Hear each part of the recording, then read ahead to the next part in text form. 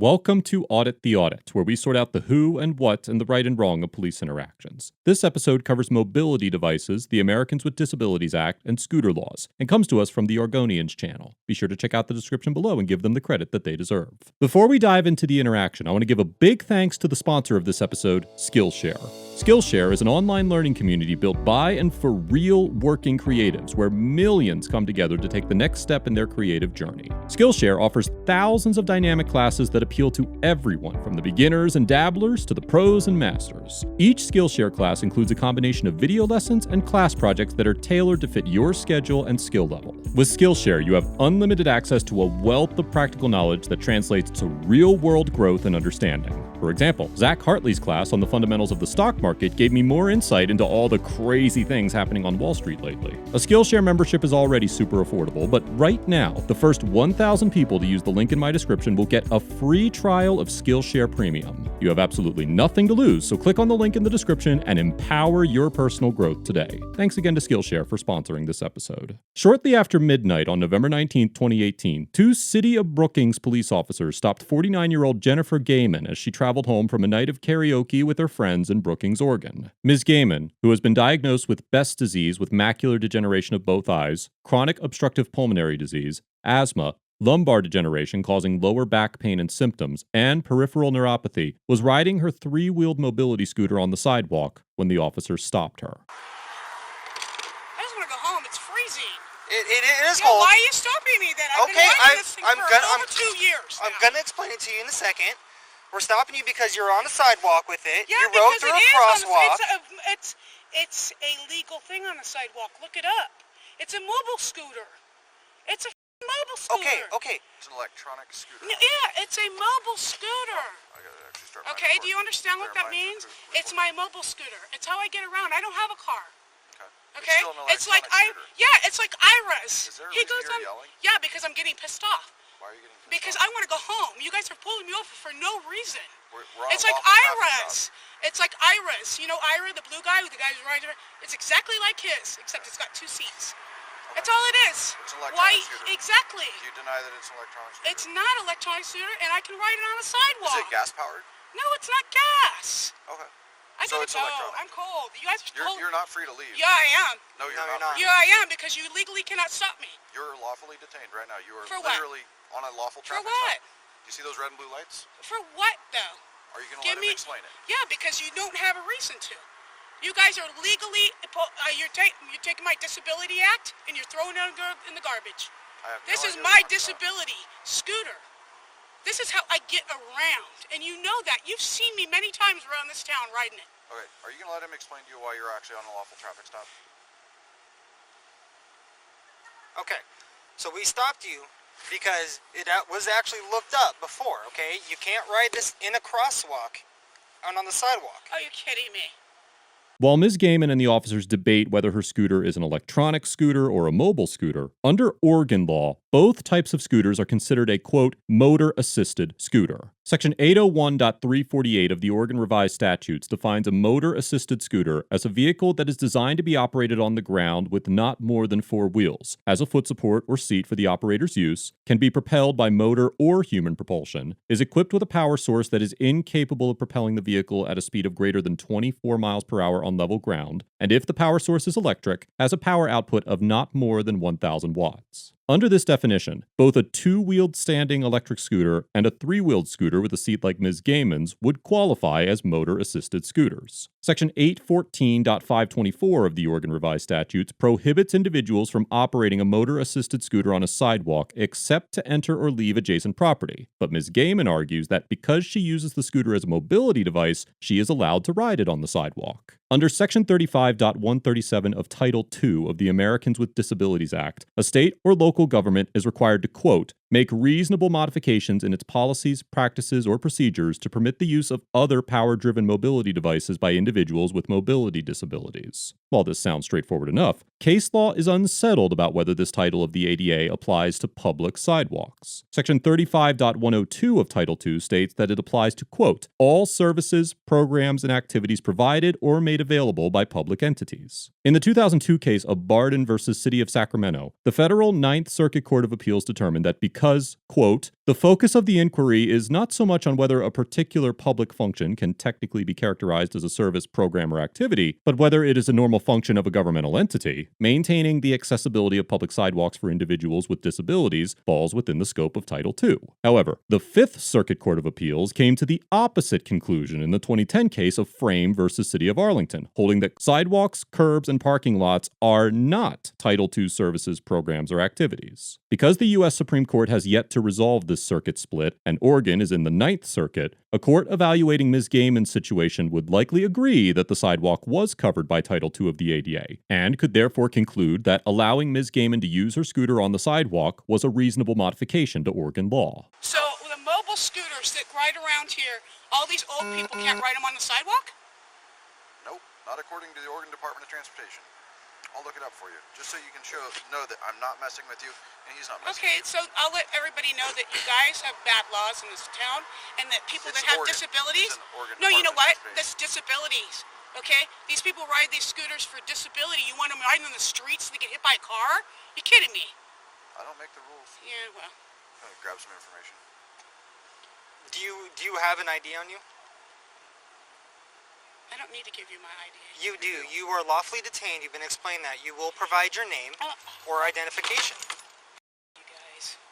The officers demand that Ms. Gaiman provide her name or identification because she is being lawfully detained. While Oregon does not have a stop and identify law that requires individuals to identify themselves if police officers have a reasonable suspicion that they are involved in criminal activity, Oregon law does require that individuals provide identification during a traffic stop. Under Section 807.570 of the Oregon Revised Statutes, it is a Class C misdemeanor for an individual to fail to present and deliver a driver's license, driver permit, or out-of-state license to a police officer when requested by the police officer upon being lawfully stopped or detained when driving a vehicle. Although Section 801.590 of the Oregon Revised Statutes defines a vehicle as, quote, any device in, upon, or by which any person or property is or may be transported or drawn upon a public highway, and includes vehicles that are propelled or powered by any means, which would include Ms. Gaiman's scooter, Section 807.570 clarifies that, quote, it is a defense to any charge under this section that the person so charged produce a license, driver permit, or out-of-state license that had been issued to the person and was valid at the time of violation of this section. The inclusion of this defense shows that this code is intended to prevent individuals from driving without a valid license and not to criminalize a citizen's refusal to identify themselves. While Title II of the ADA requires the city to make reasonable modifications to accommodate Ms. Gaiman's mobility scooter, Section 35.137 does allow a public entity to ask an individual using a power-driven mobility device to, quote, provide a credible assurance that the mobility device is required because of the person's disability. A public entity must accept a valid, state-issued disability parking placard or card, or other state-issued proof of disability as a credible assurance that the use of the other power-driven mobility device is for the individual's mobility issues. Section 35.137 also states that, quote, in lieu of a valid state-issued disability parking placard or card, or state-issued proof of disability, a public entity shall accept as a credible assurance a verbal representation, not contradicted by observable fact, that the other power-driven mobility device is being used for a mobility disability. While the officers were permitted to stop Ms. Gaiman to inquire about her use of the scooter, if a court found that allowing her to drive the scooter on the sidewalk was a required reasonable modification, it would likely conclude that she had provided sufficient assurance of her disability. Because I want to get home. It's cold and you guys are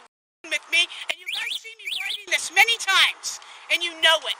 There's my ID. I've never seen you writing this around. Yes, you have.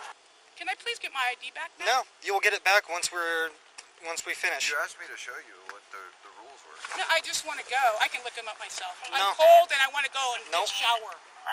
Oh, really? Senator about California, UT Oregon. I have no warrants. I have nothing. Copy. Thank you. Give me back my ID. No, you are not free to go right now. You're not free to go until we are finished. I'm finished with you. I'm not going to say one more word to you.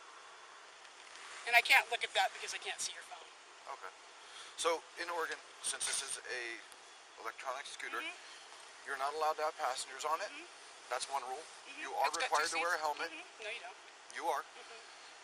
You are not allowed to ride it on sidewalks, and you're not allowed to ride it in crosswalks. All right?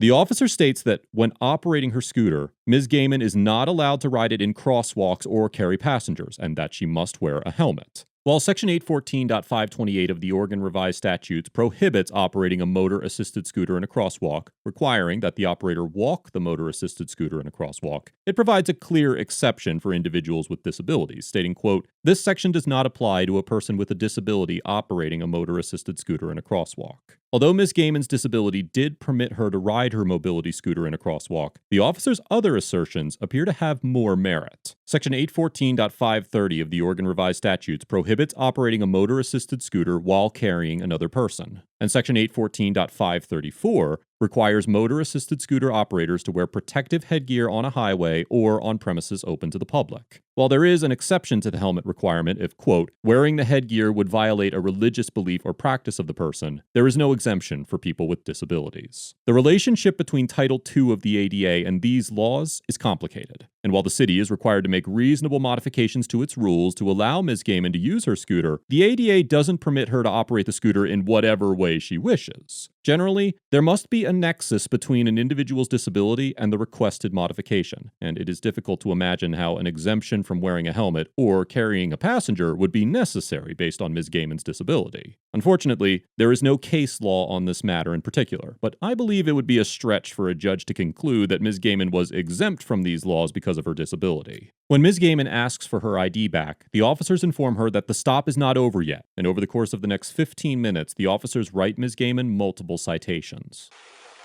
you ever received a citation in Oregon before? No, I just. Well, I'll go ahead and explain it. No, I know. I've had a So citation. here's the deal. I'm going to do Thank my job. you. No, I don't need your job. Okay.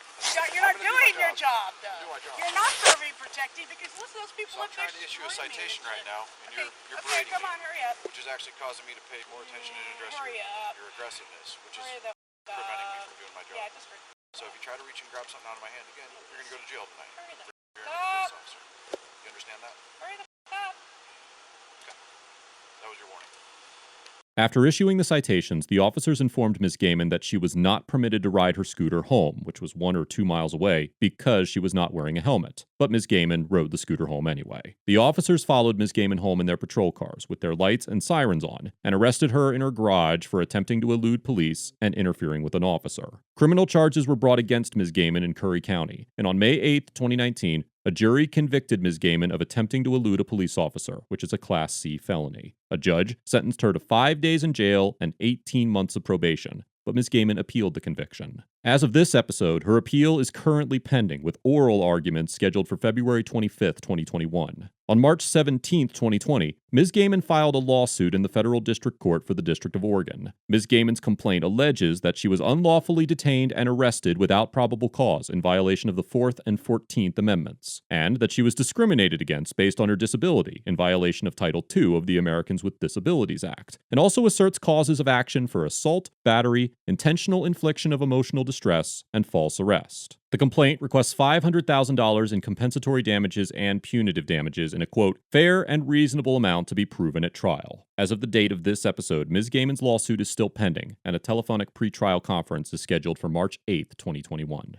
Overall, the Brookings Police Department officers get a C-, because although a majority of their conduct was within the bounds of their authority, the officers exercised poor discretion, ignored relevant facts of the encounter, and neglected to consider the practical implications of their demands. Based on the conflicting circuit court opinions mentioned earlier, it is likely that a judge would consider the Brookings officers to have been acting in good faith when they initially stopped Ms. Gaiman, and therefore entitle them to qualified immunity. However, Ms. Gaiman's claim of discrimination may prove challenging to defend against, considering the manner in which the officers conducted this stop. The officers' orders placed Ms. Gaiman in a compromised situation where she may very well have been stranded and unable to get home. Instead of forcing Ms. Gaiman to leave her scooter behind, the officers could have offered her a ride home or followed her home to make sure that she didn't get injured while riding without a helmet. Not only are there serious ethical questions to be raised about this type of conduct, but it also betrays the spirit of the law. It is highly unlikely that any law was ever written with the intention to deprive a disabled individual of an assistive device, and this interaction highlights the importance of exercising professional discretion and considering the real-world results of enforcing the law. Ms. Gaiman also gets a C-,